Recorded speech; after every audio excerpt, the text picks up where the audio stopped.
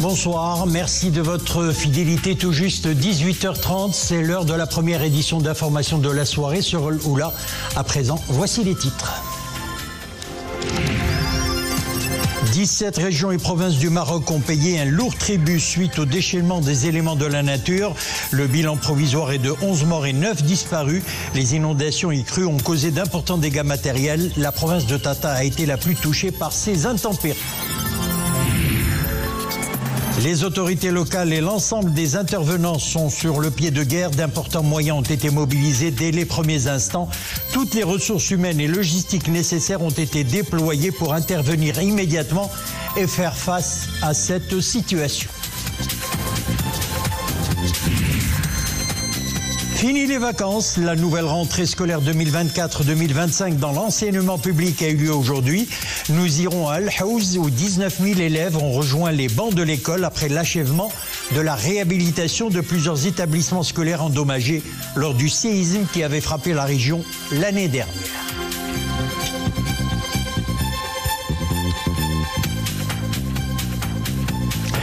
Pluie, inondations et crues dévastatrices, les images sont impressionnantes. 17 régions et provinces du Maroc ont payé un lourd tribut au déchaînement des éléments de la nature. 11 personnes ont trouvé la mort, 9 autres sont toujours portées disparues. C'est ce qu'indique le ministère de l'Intérieur dans un bilan provisoire. 250 mm ont été enregistrés au niveau de Tata, 203 à Tinrir, 114 mm à Figuig et 82 mm à Ouarzazate. Le porte-parole du ministère de l'Intérieur précise que le volume des précipitations enregistrées en 2 jours est l'équivalent à celui que connaissent ces régions en temps normal durant toute une année. Des dégâts matériels, il y en a eu. 40 maisons se sont effondrées, tout comme 4 ouvrages d'art de taille moyenne. 93 tronçons routiers ont été endommagés, dont des routes nationales, régionales et provinciales, entraînant l'interruption de la circulation au niveau de ces routes. Les intempéries ont provoqué également des dommages au niveau des réseaux d'approvisionnement en électricité et en eau potable, ainsi qu'au niveau des réseaux téléphoniques. C'est ce que relève le porte-parole du ministère de l'Intérieur. Et puis c'est la province de Tata qui a été fortement touchée par ces intempéries. Les pluies diluviennes ont entraîné des crues. 8 maisons du Douar Aoukerda dans la commune de Tamanart ont été emportées par les flots. Au lendemain de ce drame, un spectacle de désolation s'offre sur les lieux. Vous allez le voir dans ce reportage, les habitants sont sous le choc. Reportage signé Hijb Tamek Mariaouet. Traumatisés, le regard hagard, mais en vie, les habitants du Douar Oukerda découvrent l'ampleur de la catastrophe. Un village transformé en gravat de pierre, des maisons éventrées, des arbres déracinés, des morts témoignent du désastre.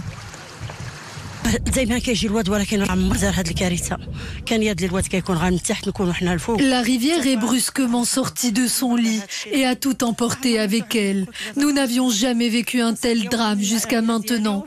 J'ai perdu 12 membres de ma famille d'un seul coup, dont mon frère, ma belle-sœur et tous leurs enfants. Nous étions une seule et même famille et maintenant il n'y a plus que moi.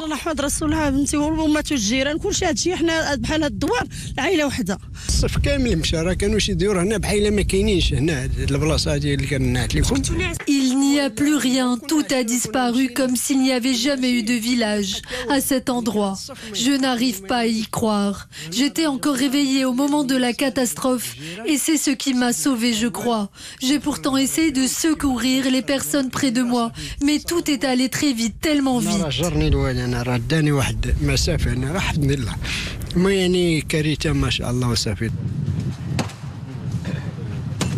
Mobilisées, les équipes de secours et les autorités compétentes continuent de rechercher d'éventuels disparus. Un espoir qui diminue d'heure en heure, 48 heures après le drame. Cela fait 50 ans que je vis ici et je n'avais jamais vu un tel cataclysme. Il n'y a plus rien, tout est parti, tout. Mais malgré tout, les autorités essaient du mieux qu'elles peuvent de retrouver d'éventuels survivants. Au total, c'est près de 200 personnes et 96 engins de terrassement qui sont mobilisés dans les régions sinistrées. À cette heure, 22 routes ont été rouvertes à la circulation, bien que la vigilance reste de mise. Un bilan revu à la hausse, il s'agit de 18 morts selon un dernier bilan fourni par le ministère de l'Intérieur. 4 disparus à Tata également. Et puis sur le terrain, la mobilisation des autorités compétentes s'est rapidement organisée. D'importants moyens sont déployés en urgence par le ministère de l'Équipement et de l'Eau pour rétablir la circulation dans les régions sinistrées. 200 personnes s'activent sur les routes et 96 engins de terrassement sont de sortie. Les autorités sanitaires ne manquent pas à l'appel, elles aussi se déploient pour soigner les victimes. Reportage Hijb Tamek et Zakaria Moukimbillah. Sur cette zone dévastée, une ambulance de la protection civile tente de se frayer un chemin pour rallier un douar enclavé de la province de Guelmim. Au lendemain des inondations, les équipes de secours sont toujours à l'œuvre pour secourir les victimes. Forces armées royales, gendarmerie royale, sûreté nationale, forces auxiliaires et protection civile conjuguent leurs efforts pour mener à bien leurs interventions. Face à l'ampleur du drame, ces équipes travaillent sans relâche pour apporter aide et assistance aux populations sinistrées dans les différentes provinces. Dans la province de Tata, il y a eu des dégâts au niveau des axes routiers et des ouvrages d'art qui relient les douars de la commune de Tamanart, surtout la localité de Smogen. Les oasis sont également très affectés par les inondations. L'intervention rapide des autorités locales et provinciales a permis d'alléger les effets de cette catastrophe. Les autorités locales et l'ensemble des intervenants se sont mobilisés rapidement pour faire face à cette situation exceptionnelle. Les départements techniques concernés du ministère de l'Équipement sont ici à pied d'œuvre pour ouvrir les routes bloquées.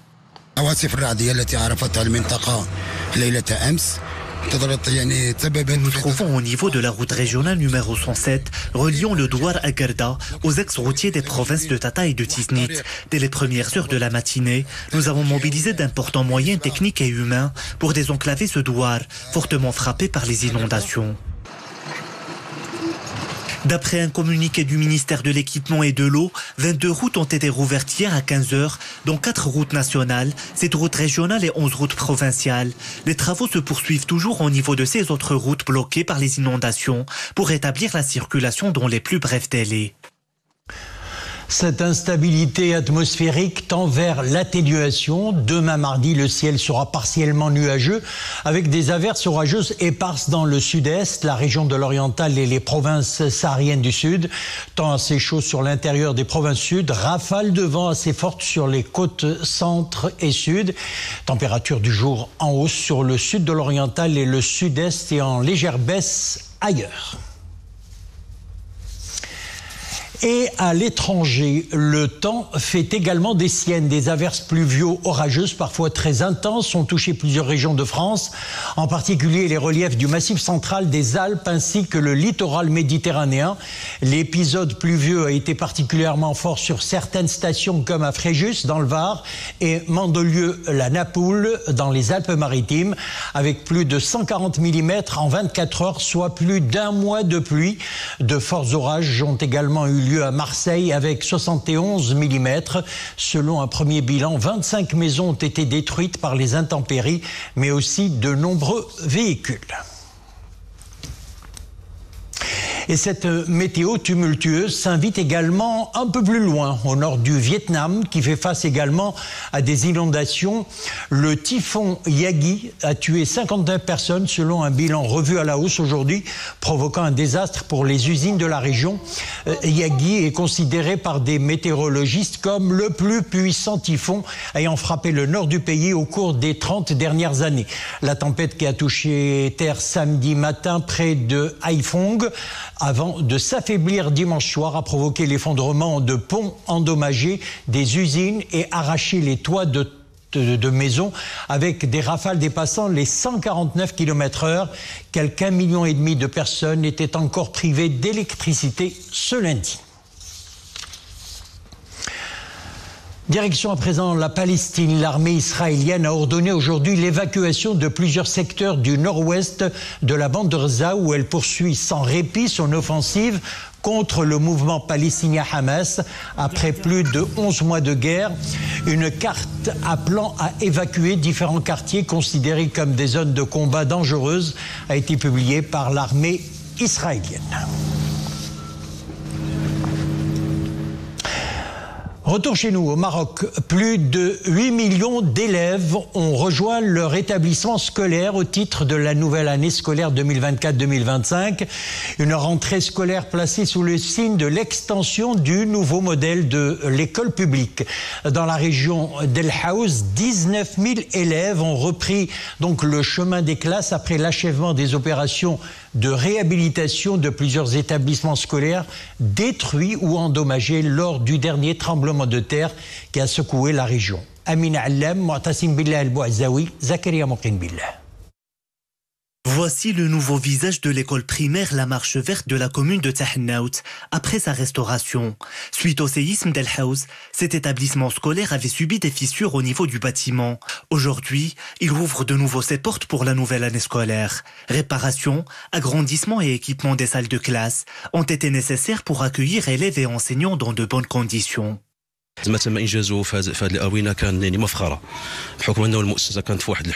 qui a été réalisé durant cette période est une source de fierté pour nous tous. L'établissement a connu une réhabilitation totale par rapport à son état initial.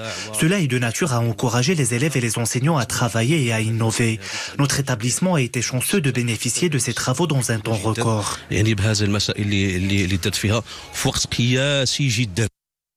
Les efforts déployés par le ministère de tutelle pour surmonter les difficultés de l'enseignement dans les zones touchées par le séisme d'El Haouz ont permis de réaliser plusieurs objectifs: assurer la scolarité des enfants, améliorer les conditions d'études et poursuivre les travaux de restauration des établissements touchés. La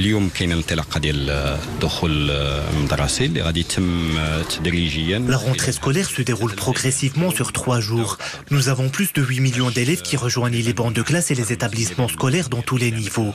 La province d'El Haouz a été affectée par le séisme. Tous les intervenants, autorités locales, élus, cadres pédagogiques et administratifs ont œuvré à réussir la rentrée scolaire. Beaucoup a été fait. Aujourd'hui, nous n'avons plus d'élèves sous les tentes. Dans l'ensemble de la province d'El Haouz, le programme de reconstruction et de réhabilitation des établissements scolaires touchés atteint des niveaux de réalisation avancés. Le défi de réussir la scolarisation des enfants dans les zones sinistrées, y compris pour le préscolaire, et d'assurer le retour des élèves semble d'ores et déjà gagné. La reconstruction dans la région d'El Haouz implique l'application des normes parasismiques car la zone est à risque. Une jeune Marocaine s'est penchée sérieusement sur ces règles de construction très rigoureuses, ce qui lui a valu d'ailleurs un prix. Elle, c'est Aziza Chaouni, architecte spécialisée dans l'architecture durable, le paysage, le design urbain et la construction. Cette Marocaine vient d'être primée par l'Institut du monde arabe pour son prototype de maison durable antisismique. Le résultat est une maison évolutive à 3 cours, construite en briques de terre comprimée, Lego et en voûte, sans utilisation de mortier et qui traite et recycle ses eaux usées. Aziza Chaouni s'est dite honorée de recevoir cette récompense qu'elle dédie d'ailleurs à toutes les victimes du tremblement de terre du 8 septembre 2023 ainsi qu'aux bénévoles qui ont travaillé sur ce projet. On passe au sport à présent. Football, deuxième journée des éliminatoires du groupe B de la Coupe d'Afrique des Nations de football Maroc 2025. Maroc-Lesotho, c'est dans un peu plus d'une heure. C'est à 20h précise au grand stade d'Agadir. Le sélectionneur national était en conférence de presse hier avant la dernière séance d'entraînement des Lions de l'Atlas. Walid Regragui a souligné qu'il reste toujours en quête du bon équilibre entre efficacité offensive et solidité défensive. Écoutons le sélectionneur national. Ouais, l'idée les Andy Mlouel, bien sûr, c'est d'essayer plusieurs formules au milieu de terrain. On a beaucoup de joueurs de talent offensif. Ma priorité pour le moment, machine sacrifier un talent offensif à la, on va dire, un équilibre défensif pour le moment. اللي كنقول هاد الماتشات كيعاونونا باش نشوفوا justement les défauts اللي عندنا. Si à l'avenir كنشوفوا هاد l'équilibre ما كاينش, bien sûr que la solution ce sera يمكن d'intégrer un joueur au milieu de terrain un peu moins offensif.